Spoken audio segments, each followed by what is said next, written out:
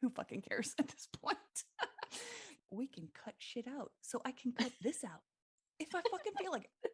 That's got to be the intro.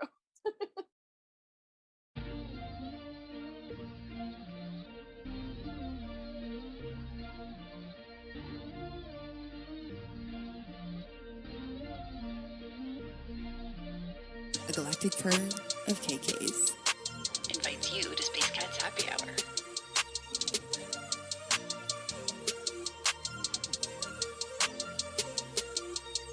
Let your mind relax. We meet in a dimension outside of time, Where the playfully curious thrive. so go on, fill your 10-cup chalice with the sacred elixir of creativity.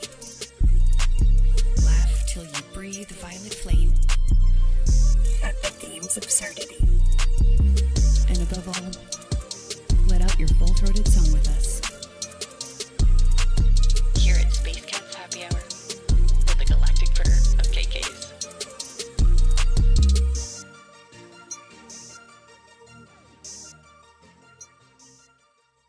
Welcome to Space Cats Happy Hour with Canadian KK and me, American KK. Hello, sorry if I did a big water swallow.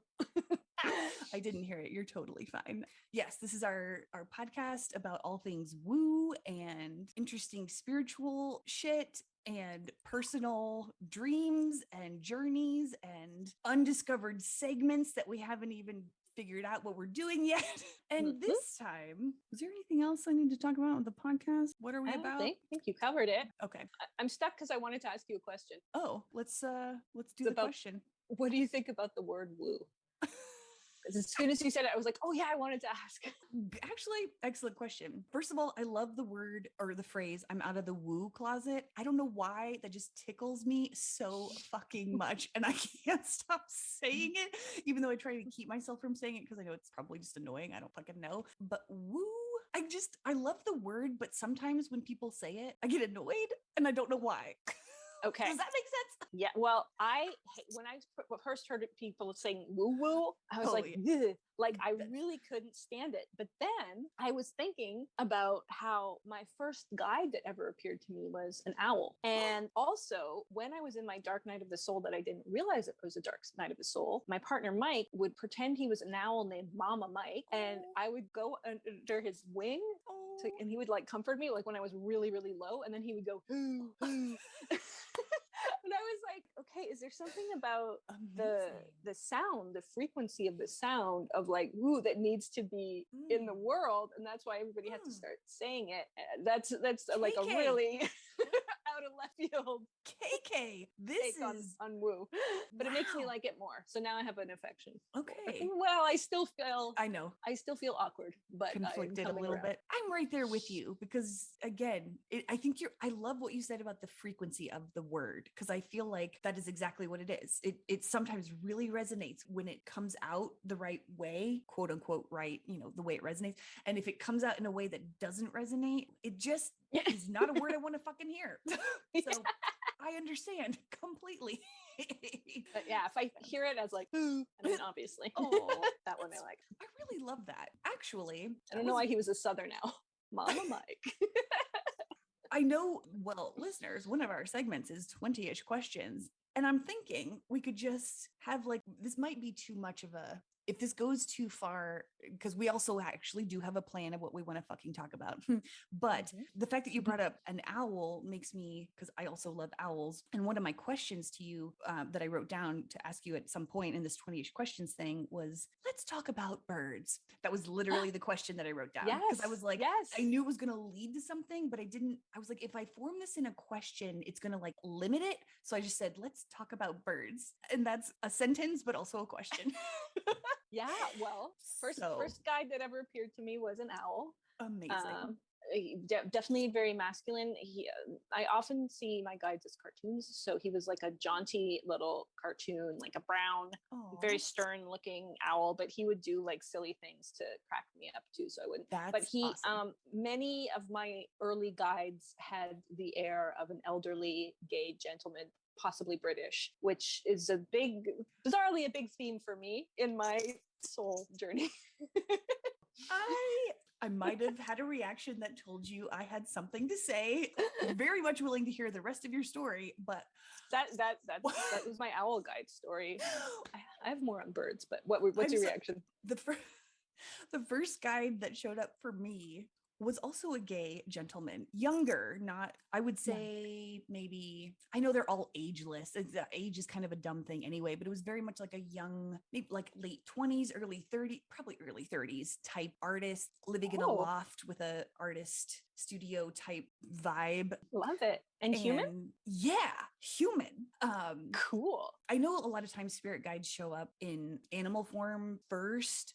Not always, but a lot of people talk about how they first see a guide and it's in animal form. And I think it's usually because we love animals and they're very non-threatening to us. But if they were to show up as like a human, it might be like, what the fuck am I seeing? Am I hallucinating? Like whatever. But it's easier to be like, oh, I just saw a tiger. Oh, I just saw an owl. Like it feels to us a little bit better. I guess. I don't know. I'm fucking speculating. Anyway, I got a person. And I love that.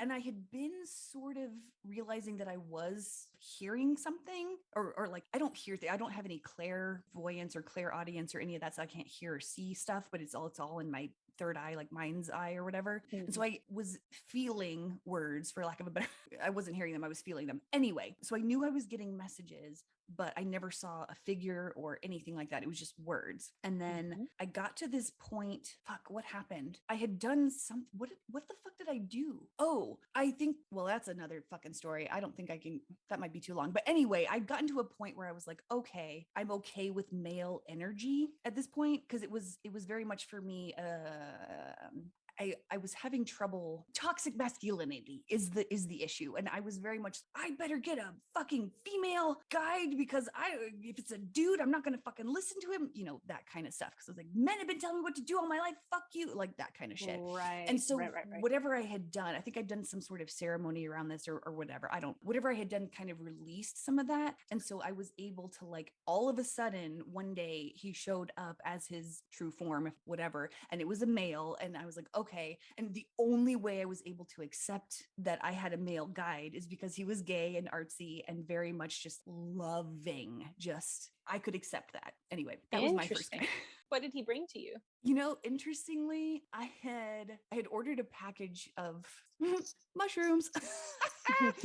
And because it was around Halloween, they had sent like a little thing of candy or something, just as like a little cute treat or whatever. And it was the candy that I ate. My dad died when I was 4, but I have some memories of him, but not that many or whatever. But one of the memories I have is that I was eating Smarties at his funeral. This is so dark. I'm so sorry. But anyway, it's actually cute and funny. But anyway, I haven't thought about that memory for a very long time. So anyway, I ordered these mushrooms. They got to my house or whatever. And in the package of mushrooms was a thing of Smarties. And it just hit me. So I was like, holy shit, is my dad? Is someone trying to talk to me? Like, what is going on?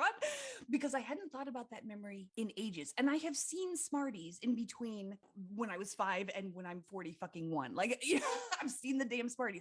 But for some reason, that memory hit me so hard. I was like, oh, okay. And I thought it was weird, but I was like, okay, that's really sweet or whatever. And that night, that's when the guide came in. And so I think it was, he delivered that memory to me again so that I could, something maybe, I don't really know. Whatever it was, it triggered me to be like, oh, male energy is okay, or something like that. I don't really know what the purpose was, but that was what triggered him coming in, was that little fucking package of Smarties.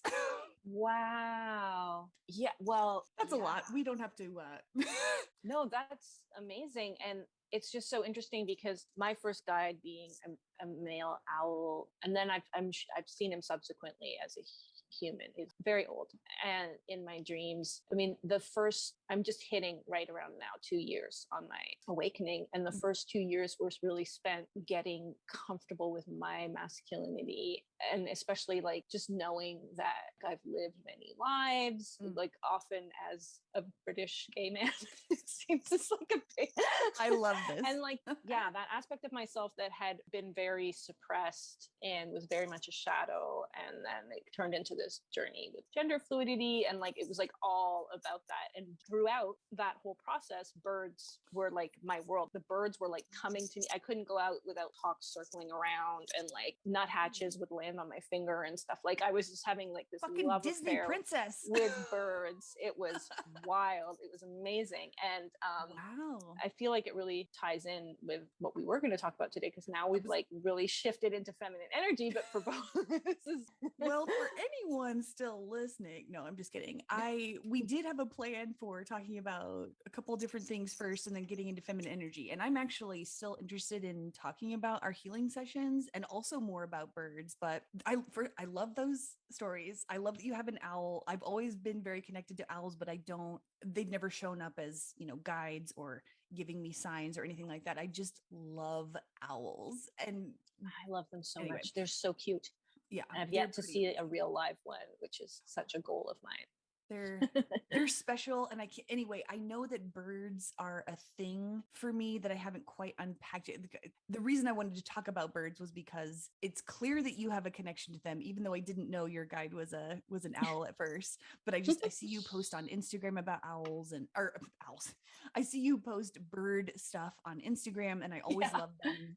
I just had this feeling that birds were a thing we need to talk about. I think it was Water Baby Tarot in a conversation, maybe with Jess or Noah, but talking about how like the original galactic race that came from another universe to like help found this universe was like a bird race, the avians, the blue avians. Interesting. And that has, and I'm still, for me, the galactic stuff has a lot of resonance for me personally, and I do appreciate, all the information about it, and I just like absorb it and see what resonates and like which parts of it do and don't. But that anyway, I still haven't unpacked for me how I feel my relationship is to that bird race, but it resonates with me too. Again, I've always felt pretty connected to birds. Whenever I see them, I just love them, and I don't really know why. And one of my friends is very afraid of birds. Like, I think she doesn't like how dark their eyes are or something.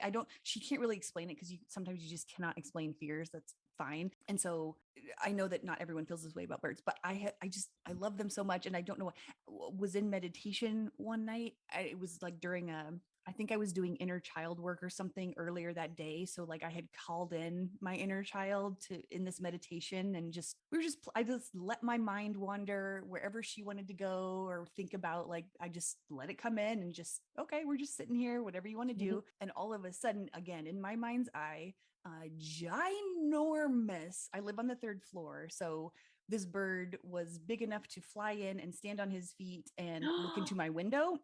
Oh my God. It was the body of a crow or raven, but the head kept changing. First, it wasn't exactly like a lion head, but it kind of had that mane of lion's hair, but it was sort of fuzzy, so I couldn't really see its face. And then it also, I forget what else it shifted into. The lion hair was the only thing that kind of is sticking out to me right now, but its head kept changing.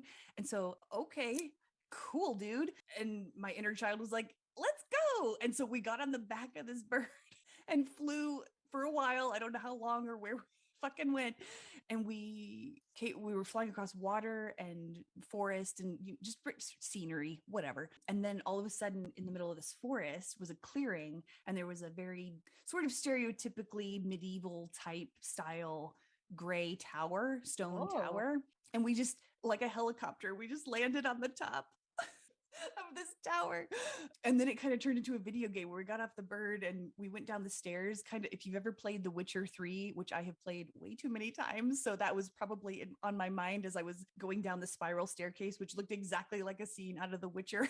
We went down the spiral staircase and into the tower, and then we just sort of ran down this weird mine shaft and fell into some water, and we were just playing, and we just hung out. And then my mind wandered again, and something else happened. So very standout moment of bird energy of some type. Well, that's a bird guide. Oh, fuck. God damn it, KK. Of course it is.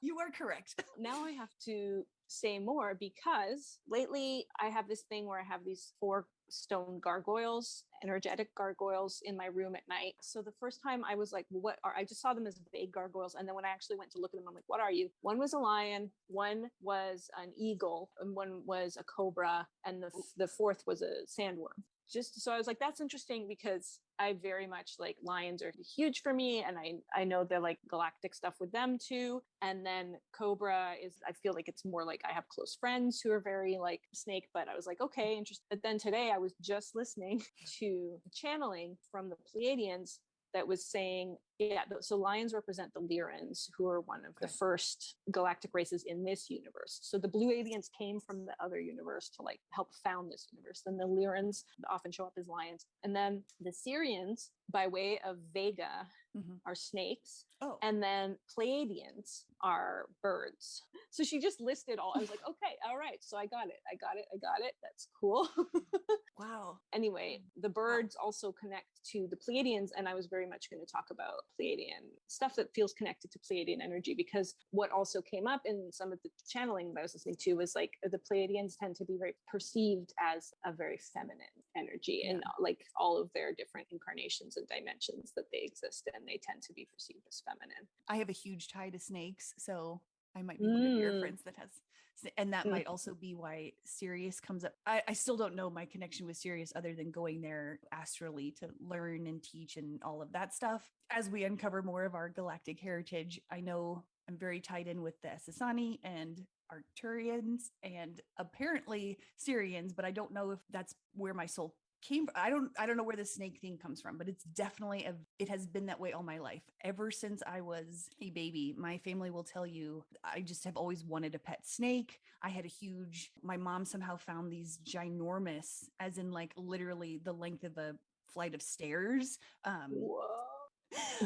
Stuffed Like a snake, like a like a toy, like a kid's toy type stuffed snake, and it had things in it like styrofoam or whatever the fuck. It was the 80s, you know. So mine was pink, I think, and my sister's was yellow, or maybe it was the opposite. I don't know, but it was a pink and a yellow snake, and I was just obsessed with it. I don't know how she found these or why she even got them, but that was a very vivid memory for me, and I was so ecstatic because I loved snakes so much, and now I had this huge, basically stuffed animal of a snake that I could just curl up with or ride down the stairs, which my mom didn't like because that meant the seams were going to break and the styrofoam was going to come out, but we did it anyway. And I wanted a snake so bad, like a live one. And my mom was like, just not going to have that. She was like, no, which is fine. I understand, because she would have had to feed it because I wasn't going to feed it. So she got me a rubber snake, just like another toy from Toys R Us or something. I carried that fucker everywhere. I just was my thing, and I just have always loved snake. Anyway, so I'm still uncovering all of that stuff. So the snake thing is very interesting too. Syrians by way of Vega, right? And then the Vega, Zeta. The Zetas are also known as the Greys, are like the offshoots of the Vega. So I feel like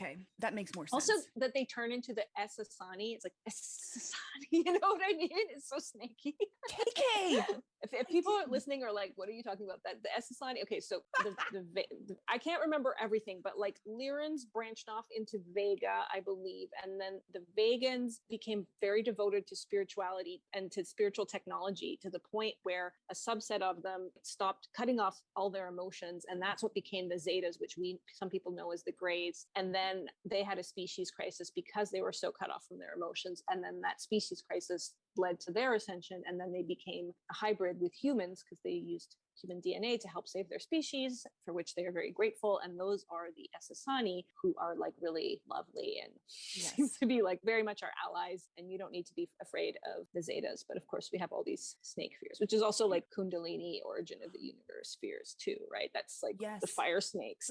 You got it. Yeah, that was a beautiful and very concise explanation. If I had tried to do that, it would have wandered for about 20,000 years. So I was like, I'm actually remembering the things. Okay, got it. I'm impressed.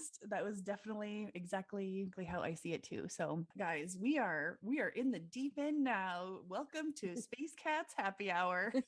Okay, wow, this is so fascinating, and it's going to lead to so many more conversations, and I'm so fucking excited. And I love that we can talk about of this stuff and then just kind of seamlessly go into our healing sessions because all ties together. So now what we were going to do at the beginning was just launch into explaining we have traded sessions, KK and I did a timeline jump with her and then she did a healing portal with me. Actually, it was the opposite, but whatever, time doesn't exist, so it's fine. And we were going to explain what all of that meant so that first you would know what our fucking services are in case you feel like hanging out with us there. And second of all of the shit that came up in our respective sessions definitely ties into things we want to talk about that are happening now for the entire collective. We're going to start with describing Canadian KK's healing portal session, which was just about the goddamn coolest fucking thing I have ever been through in my entire life. This is why in our first episode, they were telling how much trouble they had describing and sort of concisely talking about this healing portal. It is incredibly difficult to describe because it is, I imagine it's obviously very different for every person, but you literally just open up this quantum healing portal, and a portal can just be anything.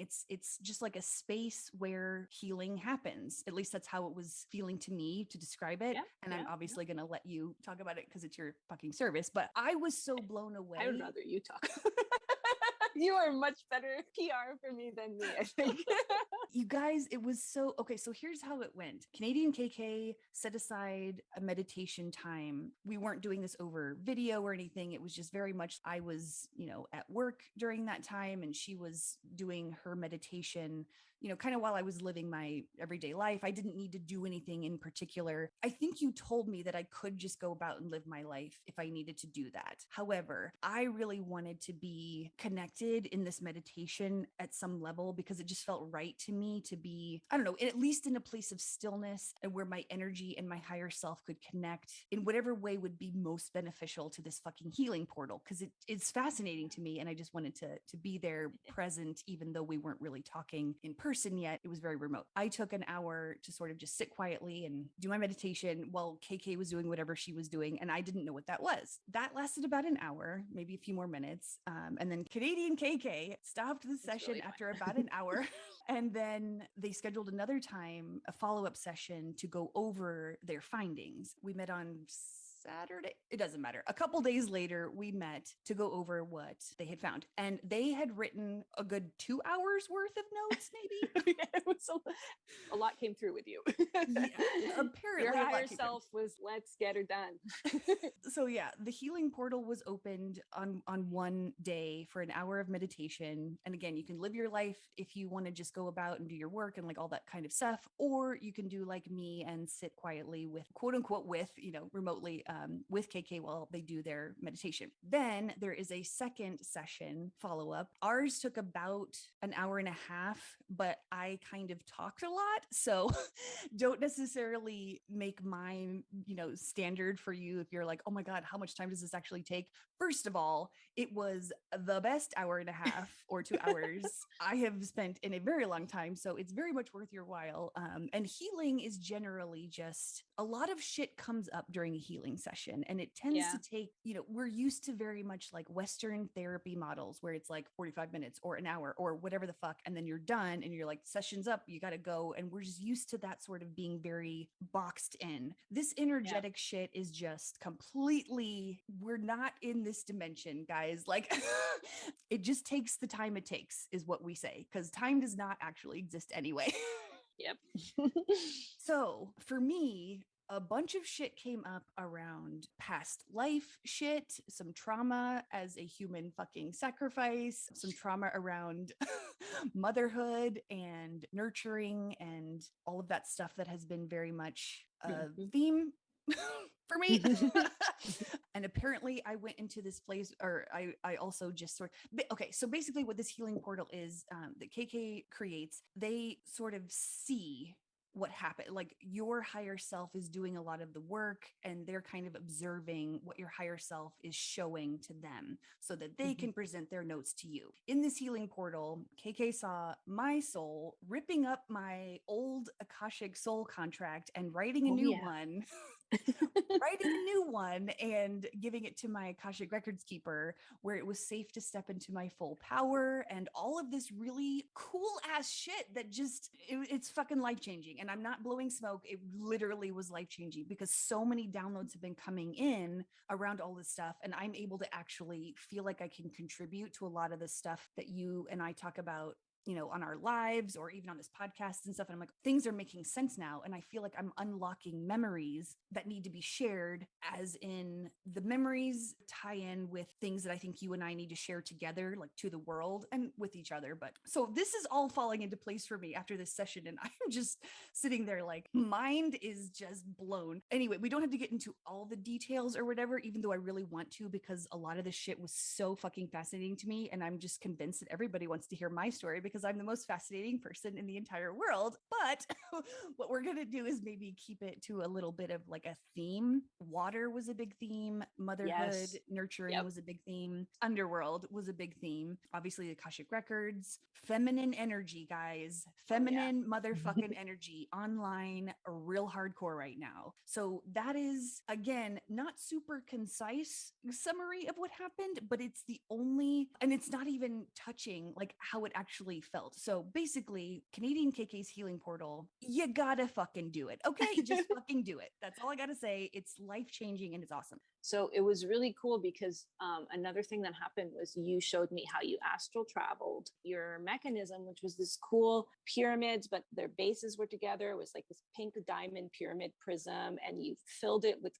colorful gas that like shifted colors, and you like wore it as like a backpack, but you were also kind of inside it, and you went around. You were a cat, right? Like that. Yeah. I forget. I was a cat going underwater to the you were a cat underworld. going underwater in the old-fashioned in the underworld in an oldfashioned scuba suit. And I think I don't remember now what you were, when maybe you were just you. I think I might have been nude. Yeah. Which is amazing. That was like a really cute aspect, but like being naked was very important. So like the whole time. Oh man. Now, which I should point out, it's just like an outline of a body. I don't actually, don't worry, I won't actually see you naked if you do a session with me. But yeah, like your higher self was really raring to go and packed so much in there. It's not surprising to me that you're having all these. There was also like some activation component. I think it's really interesting because in these sessions, like you said, it's like the person's higher self is orchestrating everything. And mostly I'm just watching. And then there's also this beautiful like receiving that's so important, energies and stuff that take place. But it's a real mishmash. It's a real combination of like a reading and a healing and stuff and activations that happen. You were the first person that I've done outside of like my friend group where we did the second part of the portal where we go live and I bring in energies with the other person there through the Zoom meeting. So that I was really, really grateful because I totally froze up before it happened. I was like, nothing's going to come through because my guides really wanted me to not over prepare and they want me to just be in the moment. So I like did the world's worst intro and I was like, okay, I guess, we could just try this. And then it was fine. And information came through and energy and stuff. So there were so many themes that then flipped around and came back the next day when you did my timeline jump session, and it was incredible. Yeah, I did forget to follow up that part with KK goes over the notes that they found during the remote meditation part where you're not connected. And then after they go over the notes that they have, then there's this second part to that session, which again is partly why it lasts about an hour and a half ish, just depending on the person, where there's actual, again, we were on Zoom. So we were together at that point, and it was just very much, they kept narrating what they were seeing. And all I was doing was sitting there calmly, quietly in my meditation pose, very comfortable. And I felt like heat in my hands and all up and down my body. It was pleasantly warm blanket feeling. So again, there's no real suddenly see yourself on fire or something like that. It was just it was like a healing, warm energy. And then they were narrating everything that they were seeing as far as like my ancestors were there supporting me, as like a lot of this energy blockages were cleared out, energetic blockages in my kidney area and up and down my right and left sides. And so it was just very energetic. It's just like salamander on your shoulder to whisper in your ear. Yep, because you have animal communication abilities. Yeah, and I'm unlocking all this stuff. So I forgot about that second meditation part, which is obviously very fucking important. And it was very awesome. Whew.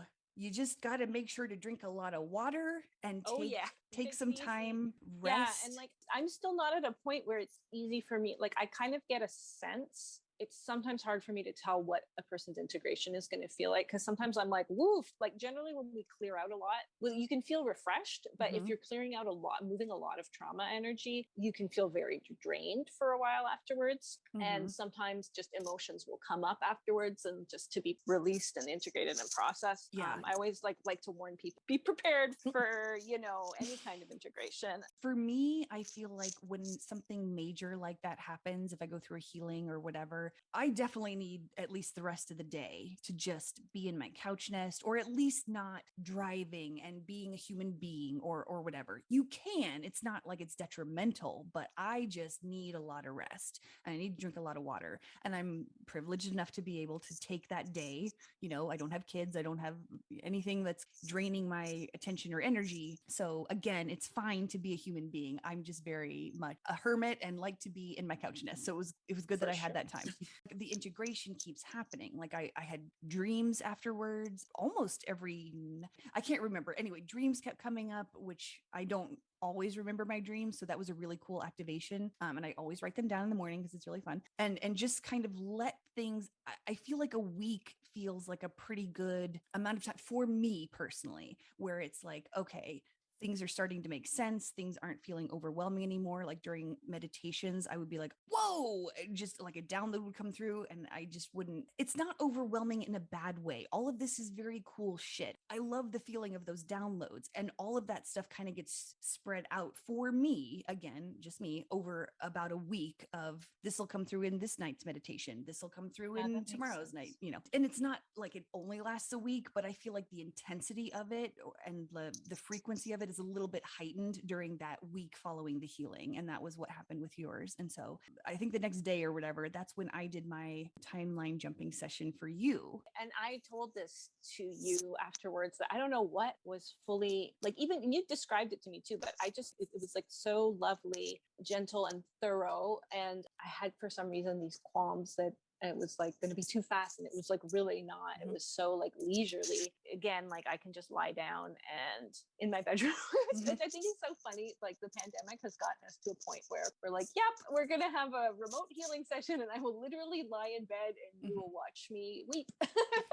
I was just going to say, I feel like the pandemic has actually helped a lot of that stuff, because we know that we can do it remotely now. And it's actually sometimes better. Like, honestly, if I had to do a timeline jumping session with someone in person, I don't even know that would feel right. I feel like it needs to be over this remote stuff. So anyway, yes. Yeah, I totally agree. Yeah, so much more comfortable. I like to do any kind of yoga work too. It's like, get me not in the same room as people. So yes.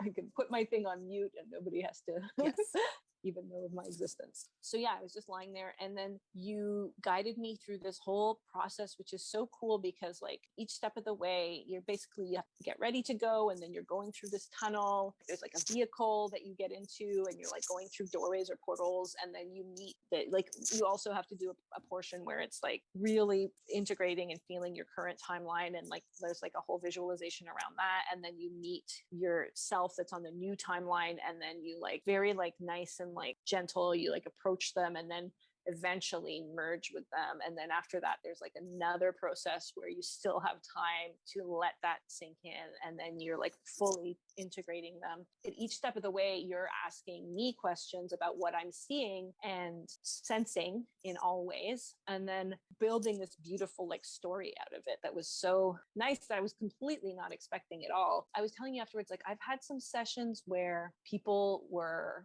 requiring my participation, like feedback in the moment. Even in therapy, I tend to get very triggered by that, being asked like spectrum thing, I just like tend to freeze up, and like your energy was just so gentle, so it wasn't even an issue. Like if I got triggered, I was able to just be triggered and not feel any pressure, and then it was so soothing. And the way you wove the whole narrative together, built this beautiful story out of it, it's also just so fun.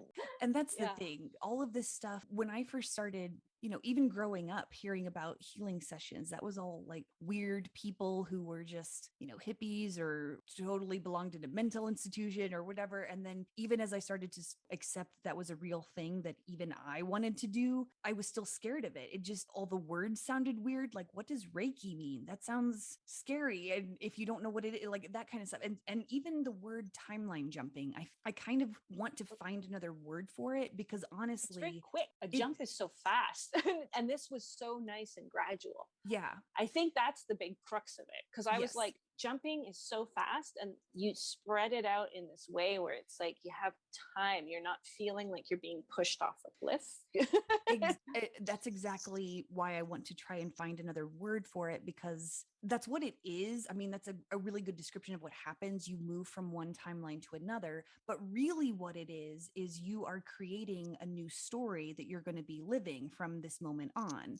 And your old self goes into the void and dissolves that storyline, and then meets the new self and starts living that new storyline. And it's fast in a way because your transformation can be very quick. We're used to things taking so much time because we're used to time feeling so slow, and we want all the time that quickly and that kind of stuff. But you can start living a new goddamn story whenever the fuck you want. You just need to have that confidence that you can. And that's what that void does, is it literally, there is nothing in the void and also everything. So you leave behind what you don't want to have anymore, and then you take the seeds for this new story, and that's what you exit the void with.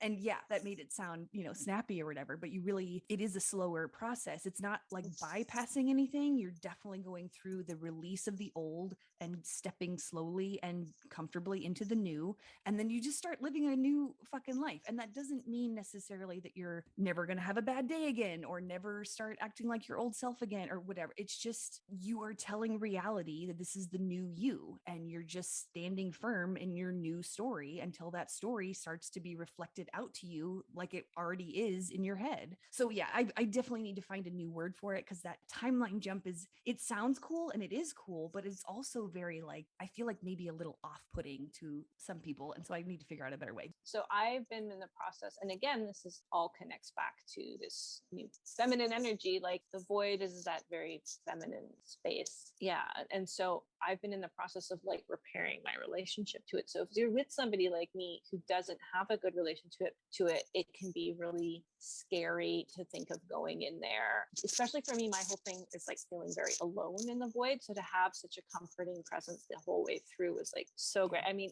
as I said, like I had to grab in my head, my cat's coming too. Like I was holding the cat the whole time. I was like, I'm bringing everything with me to this void. And so that was really lovely. And every step of the way was just like super. Yeah, I have the time, and now there's time to digest this part of the journey and that part of the journey. And I ended up getting really triggered when I saw myself of the timeline because as I was saying, I've been on this 2-year thing of really getting in touch with my masculinity. And part of that was that every time I went into visualizations or meditations and saw myself, it would be a very like masculine presenting self.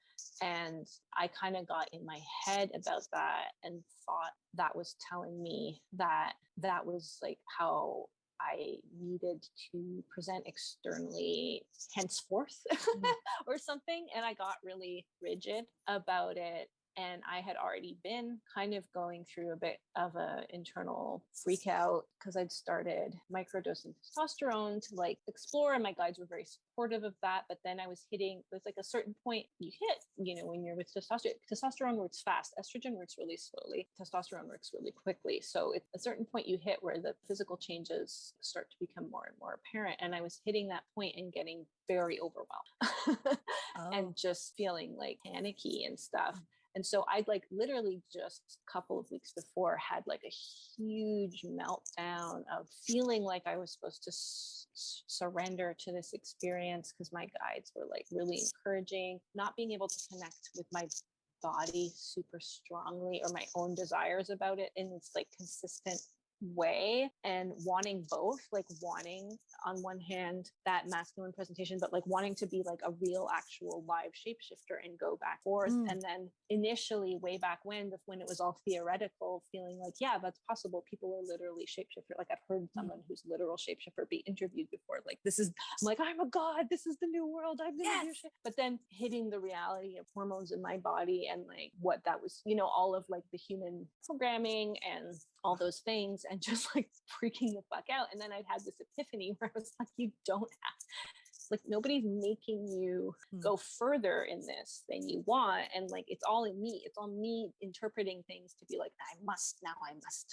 fully transition or whatever. And it was like, no, nobody's telling you to fully transition or do anything. They just want you to like explore and play and see what feels good. So I just kind of had that breakthrough where it was like, okay, I don't have to like race towards, you know, being on testosterone like at a super high dose or forever or anything at full tilt. And then I saw myself in the timeline portal and I was very feminine, and it really triggered me because, again, with you see my internal stuff baggage that I have is I'm always like, oh shit, I'm doing it wrong. So I was like, oh fuck, I did everything wrong. And like, I'm like, I wasn't even, you know, and I just went into this whole thing of why did I, you know, I must have gotten it all wrong. And then I just got really hard on myself and it started, but it was like very productive because it brought in this, but then it like allowed all this stuff to come through of feminine energy in the day that followed. So the next day was just me weeping, like massive wave of grief that I kind of had to like shut down a bit while I was focusing on the masculine, because I just didn't have room for it. It was almost like fucking up my masculine to be so overwhelmed with like feminine anger and grief, you know? So I just had to let him breathe for a while. But then I had to go back for it. And it was everything that Jessa said from Soberish and AOD that she talks about whenever she talks about this 70 download of the earth is coming online. We have to get our connection to the earth super solid with our bodies, really get into our bodies, get out of our head space and like really get to know feminine energy. And she's always, you know, if you're trying to do stuff and you're not giving your body time to rest, it will make you rest. And that was like, I was flattened. And I thought I knew, I thought I'd already been like juggling that feminine energy, and it was like, you ain't seen shit. Did you have something you wanted to say there? I had flashed back to the live that we did a couple of weeks ago, or maybe a month ago at this point, where we were talking about the fried nervous systems and all that stuff. And you were talking about how a wave of divine feminine rage had risen up to be processed in the collective consciousness. And that was part of what was frying our nervous systems. And after this healing portal with you, I was sitting in meditation. One of the images that came into my mind's eye during meditation, as I was thinking about this divine feminine rage, it was this, think Lord of the Rings style, ginormous red landscape of fire and creatures that I don't know, they were obviously deformed, like from rage, or, you know, kind of like a Gollum, the Lord of the Rings, but not real. I mean, it didn't look like Gollum, but like that kind of vibe of he was a human or whatever. And then because he went through all of this, he held on to the trauma and like all that other stuff, he became this like creature Gollum. Sorry, I was like, whew, I'm just remembering the feeling in my body when I saw this landscape. It was a lot. At first, when I saw this, I think I was only seeing a little corner of it because I was like, oh, the divine feminine rage. Oh, it's this nice little compact thing that we can all just transmute. It's fine. And then it was like I zoomed out and saw the whole thing. I honestly don't even know if I saw the whole thing at that point. Holy shit. And then I was just in it. So I don't know how far it went because like I saw a big portion of it, and then I was like in kind of like a canyon type thing or something where it was just fire and lava and like kind of dragony type things, but again they were all sort of deformed, and it wasn't crowded. Like I wasn't scared or anything, but I was just, I got real serious, you know, like I was like, oh, okay, this is whatever I'm seeing. This is what we're processing, or at least the visualization that they wanted me to see, you know, of how major this was. And I really honestly forgot about, I sat there for a minute, just like, okay, let's just put some healing energy towards this landscape. I don't really know what to do right now because I obviously can't fix the whole thing in 1 second. I think I was meant to forget about that for a minute. Yeah. So whatever you just said triggered me to remember that, because I was like, oh, fuck, that's going to take some work. Again, I'm making it sound very dramatic because it kind of was, but also it was like, oh, it's here though. It's no longer buried. It's out in the open. It is rising, and we can actually now meet it where it is instead of hiding from it or pushing it down further into the underworld. And I'm like, it's able to breathe air now. It's like a wound that has the thorn is out of the finger now, and you can actually put medicine on it and a band-aid, and you know, like that kind of shit. That's how it felt. It's going to take some work, but like there are a lot of people coming online who are able to sort of add that healing energy to it. And honestly, adding healing energy to it can be as much as like healing your own shit inside of yourself. You don't have to be like, let me just sit in this red landscape with these crazy dragons and sit in this fire. Like, you don't have to do that, but just, it's a lot. And I forgot about how deep that image was until you just triggered that memory. So thank you for letting me share that. Well, I feel like it's like a counterpart to where I went. So I had this vision, but then it corresponded to, this often happens when I'm working with somebody, they are like showing me something in my own healing path as well. So we had seen that your version of the underworld was underwater, which I thought was really cool. And something that came up, it just came up as an autocorrect, which are always, I have to follow those rabbit holes, was the Dolomites. And then I looked into the mythology of the Dolomites, this Italian mountain range, where there's these angunes, feminine water creatures that protect these underwater cave portals, but they're also kind of malevolent. I had forgotten, but ages ago, I had done a Lemurian meditation to ask for information about Lemuria, because I always felt connected to Atlantis and not so much Lemuria. Actually, I'll just give the tiniest capsule summary. So Lemuria, people often talk about Lemuria, but apparently Lemuria was just like one colony of the Mu extraterrestrials. They were the first extraterrestrials to come to Earth and like do any kind of colonization project and like work with the humans. And I believe they must have been Lyran. And then their whole thing was teaching humans how to live with the land and be in connection, deep connection with the land. And they were also very connected to the water. And so they went all around the world, and the people of Mu were like being coached by the Mu ETs. They were all spread out everywhere. And if you listen to Hopi indigenous mythology, they talk about like a continent that very slowly sank. And it did it so slowly that there was able to form like a land bridge. And that's how they came to North America and stuff. I forgot about that. Again, very earth connected feminine energy. And Lemuria itself is like one specific colony that was somewhere in these islands in the Indian Ocean and was like pretty successful at fighting off Atlantis invasions. Anyway, so then if you know the story of Atlantis cataclysm happened really quickly, and Atlantis sunk very, very quickly into the sea, whereas Lemuria was very gradual. And apparently a lot of Lemurians were shapeshifters, or the people under Mu were shapeshifters, and they were able to like go into the water and become water creatures. So that's one thing that connected to these Angune spirits. So way back when I did my Lemuria meditation, I saw this being that was black and white, feminine. She had long black hair. She kind of looked like Marceline from Adventure Time, if you know that cartoon, a bit vampiric. She had these metal fangs. So she was like kind of melancholy, but also she would flash this really like malevolent smile. And she kind of freaked me out. She went inside this, I kept hearing like Leviathan, and she was like in the water. And at the time I was like, oh, that's wild. And I didn't really connect it to me at all. I was just like, whoa, that's a trippy image. I looked up Leviathan, and it turns out it's like this ancient, like it's known to be like a very ancient feminine sea snake, huge creature. So that was like a long time ago, and I'd kind of forgotten about it. But then suddenly I was having this vision come to me, and it was like that entity again, that little like black and white fanged feminine thing. And I was like, at first I got scared. I was like, why is this in my bedroom with me? I don't want it. And then I was like, wait, this is an aspect of myself. And I was like, what does she have to show me? And so then I went with her and she took me to this island, I kind of took her to this island, and it was an island of healing. And now here's where the Lemuria stuff for me always kind of Venn diagram overlaps with Mintaka, which is this underwater, very feminine planet of like almost mer people that was destroyed. And for me, feels very connected to the Pleiades. The Pleiades are also, like, as we just said, like very feminine. And for me, it's connected to the Pleiades. Okay. Mintaka has this, like, the people feel connected to Mintaka hold so much grief for that lost planet. So when I was following this being, she felt like Lemuria and Mintaka overlap, like holding the grief for both of that.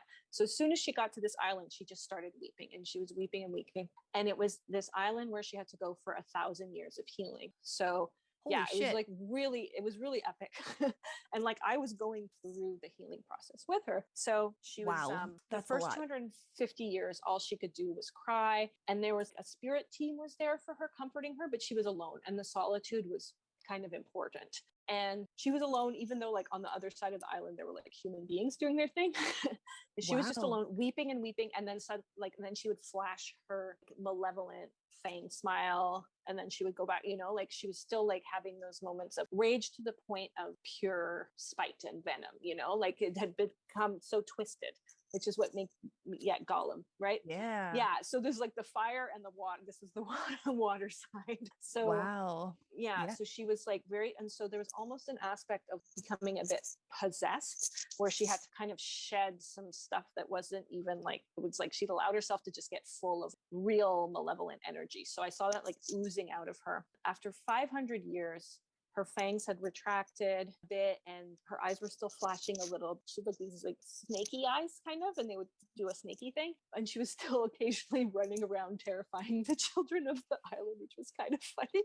She had to like let off some of her rage. But then, still doing a lot of crying. And what she would do, so there was a little like round pond on this island that she would just lie out under the moon. And like that was very healing for her. She would just lie in the water underneath the moon. And then more crying and more crying. After 750 years, that portion, she was starting to become less, like at first she was really wispy, and she was starting to become more substantial and get flashes of her original color, which was more like shimmery, mermaidy, like blues, pinks, purples, and greens. And her fangs were gone. So up until the first 500 years, she was always, every time it was daytime, she had to run and hide in a cave. But what happened in this part was like she would be lying out at night on the water and the moon, but one night she'd lay out so long that the sun started to rise, and it was fine. And it was in fact very healing. So she was able to like reconnect with the sun energy, and it went over her, and she started shimmering back into more of her color. And so that was like a big turning point of her healing. And then this is so beautiful. The final 250 years, she was joined by others like her who were at various stages of their healing. They were all feminine beings, and they were all crying together. And then they started purging because they had so much guilt. First, they had guilt about having forgotten their limitlessness and their like unity to the point where they were like allowed their things to be destroyed, and also they had a lot of guilt about what they'd done when the grief consumed them and they became super malevolent, really dark shit. So I just saw them purging, and they would be holding each other's hair back while they just like purged out all of this black ooze. My God. And then they would go in the water together and they would sing, and it was the song of Mintaka, which brought them into the frequency of Mintaka, so they could like experience it again in this way. It was so beautiful and so healing. Yeah. And they would sing the song, and they were all like back to being like super rainbowy colored and, experiencing joy again and like playing in the water. And they were able to procreate with each other, even though they were just feminine beings. It was really cool. It's like, frog style. I forget which ones could. And so they had these little mer babies by the end, and it was like very sunny. And so I had that vision, and I was holy shit. Even then I knew, okay, that was an aspect of myself. But then I had an Akashic reading like a few days later. She's like, yeah, that's you. And I was like, right, actually me. Oh, and holy and shit. she's like, and that's where you go in your astral, because it's such a beautiful healing place. That's where you go to just hang out in that 250 years, because it was such a gorgeous time for you and so amazing. So you just go there. Oh my God. So it was just like, whoa. And also I'm going to be doing, this is like a first for me, but I'm going to do a group portal healing for that specifically. That's going to like walk us through 1,000 years of healing. Can I be a part of that? Yes, 'Cause very think- much. Count So me I'm just like, it in. came to me like I did another session with another person, and then it came up for her as well. And I was like, in the middle of like my meditative state, I got to do a group thing. This is like, yeah, but it feels like very much, yeah, just so connected to fully allowing that 7D energy Yeah. in, and like healing from all, because then I went down some really, really dark roads in looking at my masculinity and why I was so estranged from it. And I saw, for me, past lives are very useful tools. I saw some like super, super traumatizing stuff that I did as a man. It was very, very upsetting. And I just re-experienced that this week. Okay. Of things that I'd done as a mother, especially. There's an aspect of the mother wound that people hold for that distortion that ends up taking the form of, I don't even know how to describe it yet, but it was just last night I watched this movie, and the movie was exactly what I'd done. And I had so many other syncs leading up to show me that that was what I'd done. And I got so triggered. I was like, oh my God, oh my God. It was very upsetting. I'll just say that. And I think we need as much help as we can to heal that, because it's even more upsetting, because the stuff I did as a man, it's almost a little bit more removed. But like the stuff you do as a mother that causes harm, it just causes the deepest soul trauma. Yeah, I think that is. Sorry if this is a very triggering episode, people. We should put a little trigger warning. I will. It's like, I'll put a little. Yeah, I'll put a note on there, just to say. But I think this is really valuable, because healing is not a linear process, and it is not a clean process. It is very messy sometimes, and yeah, you get to a point where it gets easier. You can move through the shit a little easier, but that doesn't mean it always is, and we have a lot. I think the motherhood, nurturing, forgiveness stuff that came up in my reading with you, well, your healing portal that you held open for me, it was stuff that I had done and in a past life. And I don't know exactly what it is yet, but I know it was bad enough that it was traumatizing, and I carried it into this life, so much so that the thought of having children makes me nauseated, and I never could figure out why. Same. Because it's not like I don't like children. Yeah. It's a real terror, and it makes, like, when I would think about it, I would have a physical reaction that felt a little overblown for the simple question of like, do you want children? Like, it's a simple question on its surface, but we have been carrying a lot of shit, so it now makes a little more sense. I just want to say about past lives, for me personally, it is helpful for me to actually see some of these things and not everything. And this one, I was like, don't show me. I get it. I get what I did. I don't need to see anymore. Yeah. But not everybody has to. I want to be very clear. Like, if you're listening to this and being like, what, that you're like, not everybody, I don't believe that at all. Like, not everybody takes the same path, and some people are really not into revisiting past lives, and that does not mean that you can't heal from them. There's all these paths. I think some of us take the path where we see it because then it helps us in the work that we do, or whatever, for whatever reason it can be helpful or healing, but it is not a prerequisite. Yeah. So if you don't want to go down that path, you do not have to. Yeah. And that's a really good point, because a lot of this stuff, and I think that's partly where a lot of my fear around trying to start any of this healing stuff came in from, because it felt like it was out of my control. It was like, oh, if you start healing something, especially this energetic woo-woo shit, you're not going to have any say in what you see or feel or do or have to deal with or any of this stuff.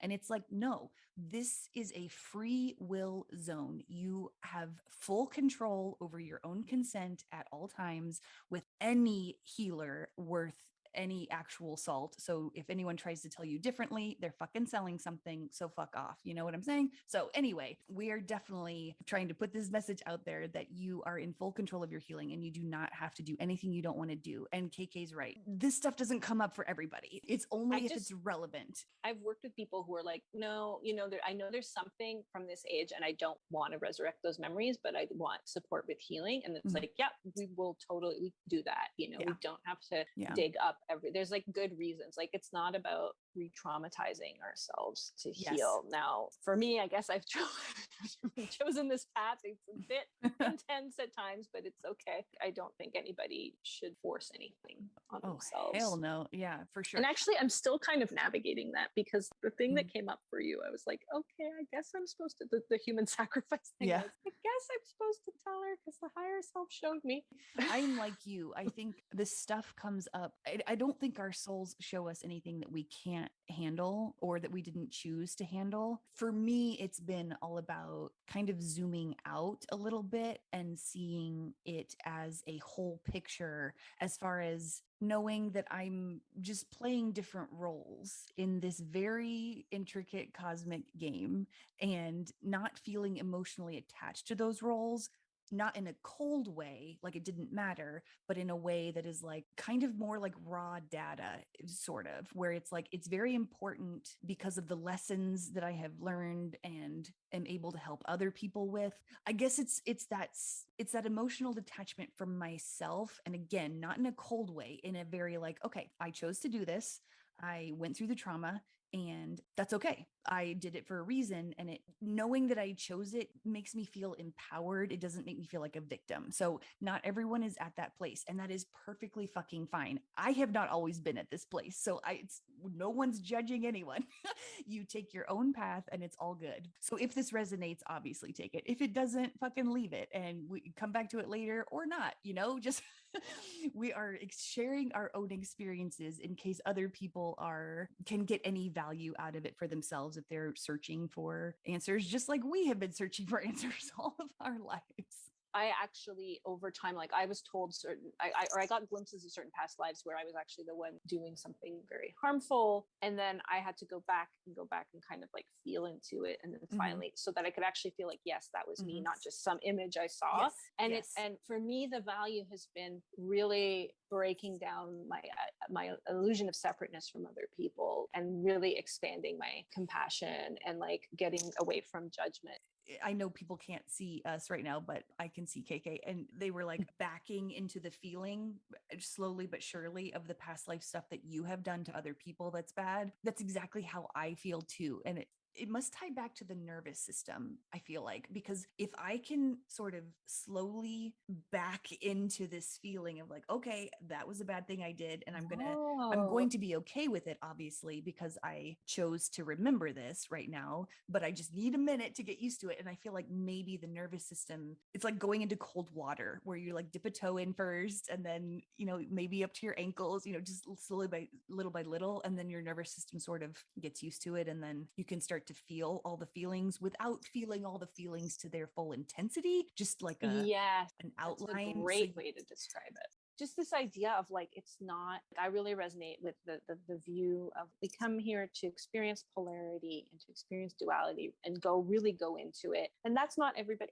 People have their own soul paths, and I'm not saying that's, but that feels true for me. And that then you're not being punished if you did something bad, because a lot of mine, I was shown the experience, the past life first, where I was experiencing the other end of that. And then afterwards I would see where I was the perpetrator, but it's not karmic punishment. It's just like, I wanted to see what I could learn and experience from this end. And now I'd like to see it from the other perspective to figure that out and like just like fully have that in my soul journey. I think it might have been that Gaia episode where I think it was the Pleiadians. They said that the word karma has been weaponized, and that hit me so hard. I was like, oh no, fuck.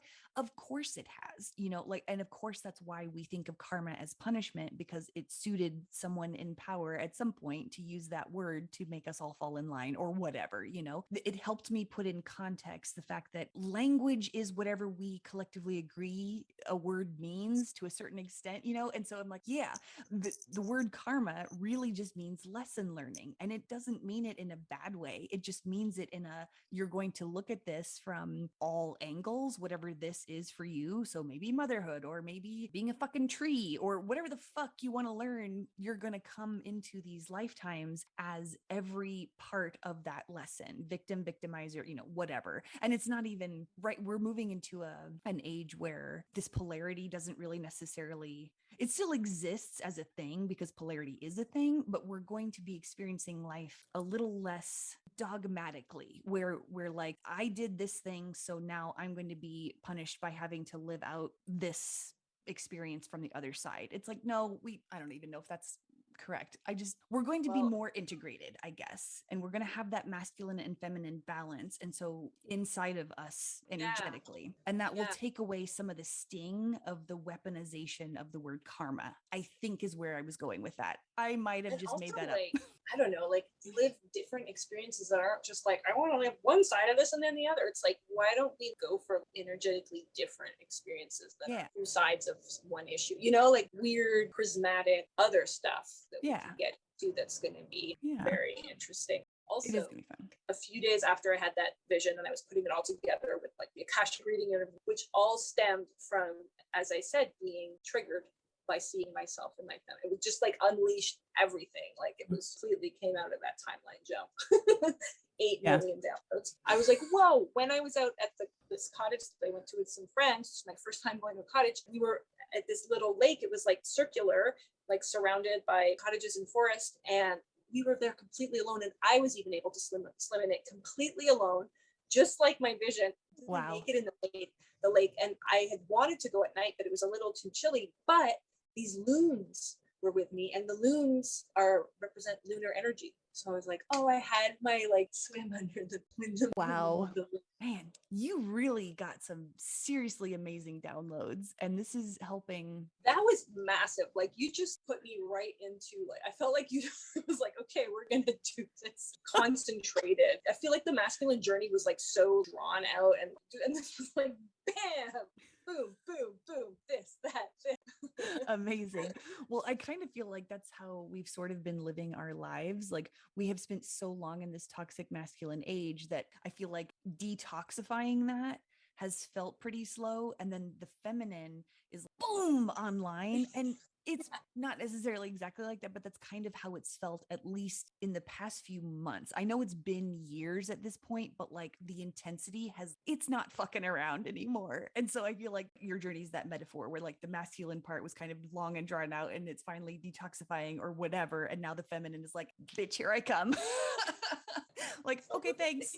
And now the collective is also just like, what? So like our toxic masculine systems are crumbling, and like we haven't gotten the more balanced, we haven't healed all the feminine shit, nor have we squeezed out all the ooze of the toxic masculinity. We're getting there, but it feels very intense right now because again, the feminine is not fucking around.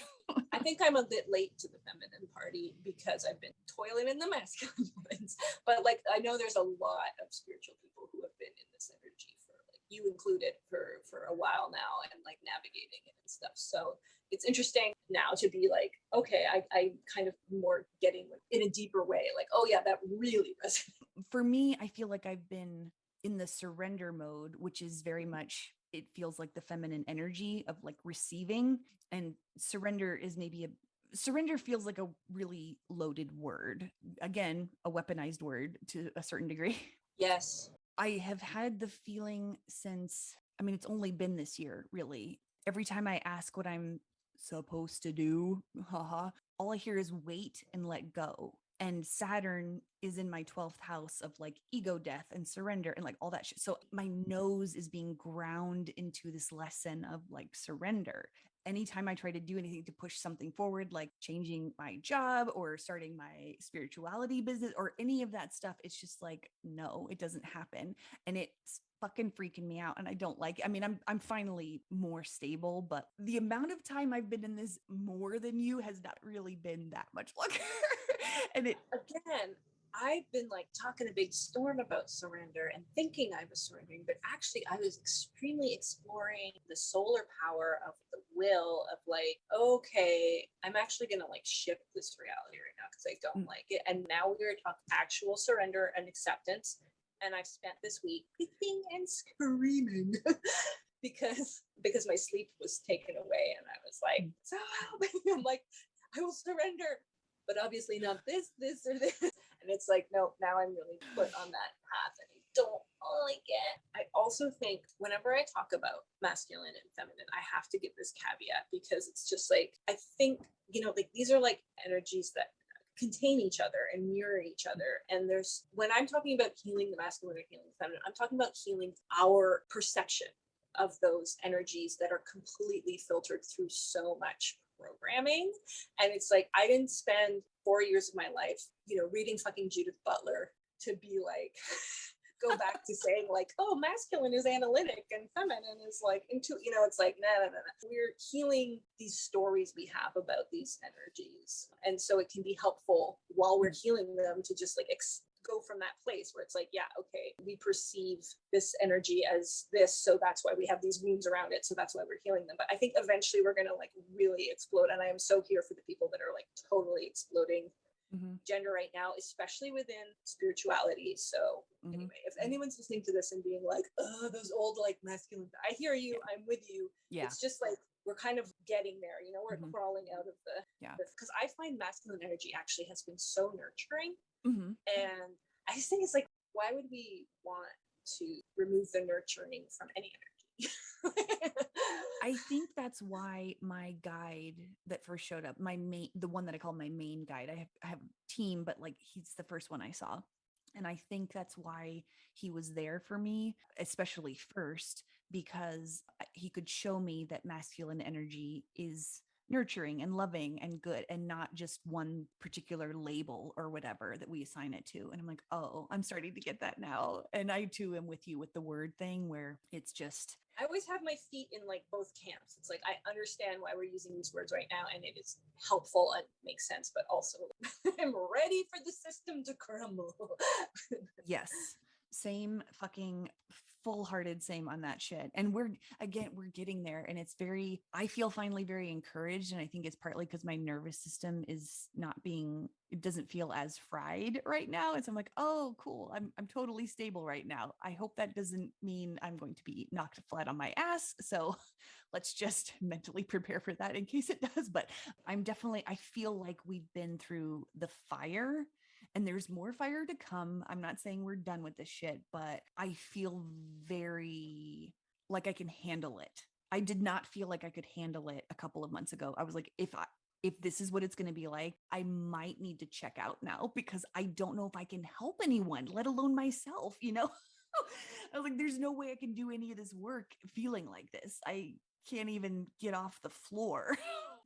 I feel a little bit of hope in the strength foundation of like, okay, I feel like I can sustain this and deal with the surrender or whatever that we're still being kind of pummeled with a little bit, but okay. You get to watch me hit my surrender walls.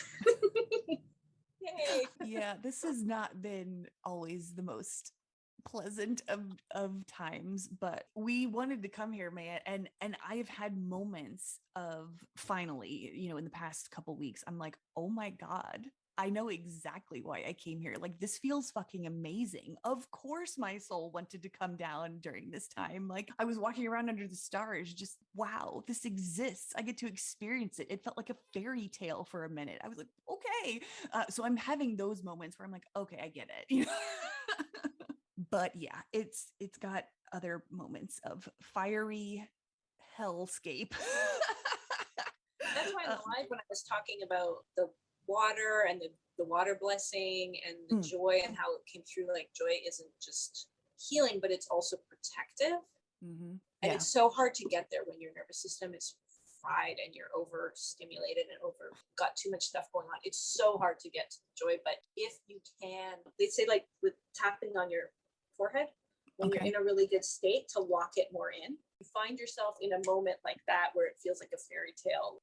Coat yourself in it as much as possible. Okay, that makes sense. Thank you for the tip, because I will definitely do that. Do it when I remember. Yeah, that's a really good tapping on. Is it just like the third eye area or anywhere on your forehead? Yeah, like I forget who shared that tip, but I think it was a person who does work on like the nervous system and also radiant circuits and stuff. So they were saying like that helps like anchor it into your body. Okay, I like that. This is very fucking cool. My God, this has been a real one. Canadian KK doesn't even have a charge on her phone anymore because we just sort of talk so fucking long. I hope you can still hear me. I had to take my headphones off. No, we did. Yeah. I think I don't know how to balance the sound. So you might be turning up and down your volumes if you're listening to this, because my voice is very loud and Canadian KK has gotten a little quieter, but it'll be fine. Sorry. You can also follow us on Instagram at spacecatshappyhour because we do lives there. Yes, we do lives. And if you have any feedback of how you're feeling about the feminine energy, let us know and we'll read it on air, or not if you don't want us to read it on air. Yeah, for sure. And if any of this has resonated, or if any of these things kind of, I don't know, help you put in context what you're going through and you want to talk about it or ask a question that we answer on the air, awesome. And again, we can take your name off if you want to be anonymous, or we can just answer it privately if you don't want to be read on the air. You can also write us a review and we'll read that on the air, especially if it's funny. Don't feel any pressure to be funny. If you're listening to it in Overcast, just hit the star button, because that's how people find recommended podcasts in Overcast. Do you have any final things? Drink lots of water. Yeah, water is super key, and especially purified. If you can get filters of some kind, that's preferable, but obviously not everybody can do that. So we're not trying to be privileged assholes about it. It's just, it does help to sort of have some sort of filtration system in place, which I did not realize until very recently. I thought I could just get away with drinking whatever and it's fine. And it is. You just stay fucking hydrated, people, whatever. If you bless your water and bless your home sink and tap. There you go. Bless the water that comes out of it. Yeah. And usually I actually heard that about food once. I forget who said it. Some person I was following, they were like, if you are worried about where your food source is coming from, because not everyone can afford to buy, from the farmer, just sort of set an intention to raise the vibration of your food or water higher than your own. And that works. That's fucking all you need to really do. So don't worry about it. Yeah. If you don't need special tools. Again, don't let anyone sell you anything. Just we're happy that you are listening to us, and we look forward to answering any questions you have. And we will be back again we'll get this up at some point, and then we'll be back in 2 weeks after that. Yay! Love you guys. Bye. Bye.